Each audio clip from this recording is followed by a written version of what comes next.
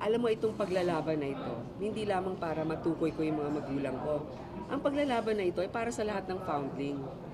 Kasi ang ibig ba sabihin, limitado ang pwede nilang gawin sa ating lipunan.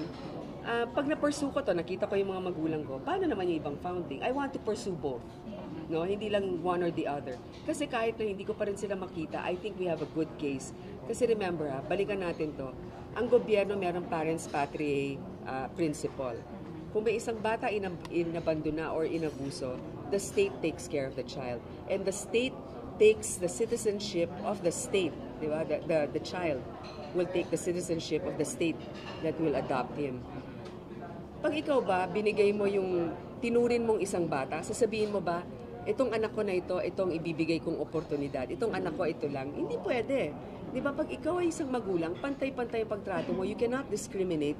You're just a foundling, therefore, your opportunities and rights are limited. That's why I feel, and I appeal also to our courts, na to uphold an internationally accepted principle of law. And it's been already proven many times na dito sa ating bansa, we really uphold international human rights principles and the principle on the welfare of the child. Are you hoping na yung pag-determine sa father niyo will also put to rest yung mga questions about whether you're natural born? Of course, that's a bonus.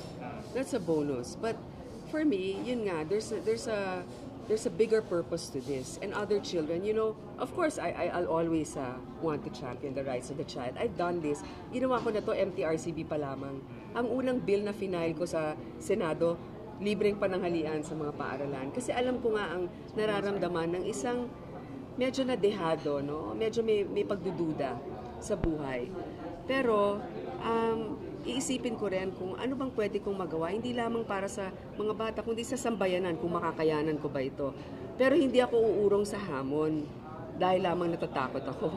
Hindi po yon, dahil wala naman akong dapat ikatakot, dahil wala akong control sa aking buhay kung ako'y pinanganak at gano'n ang sitwasyon. Mas mahirap pag ang kaso mo nga ay tungkol sa karakter mo. Ibig sabihin, may ginawa kang mali sa gobyerno.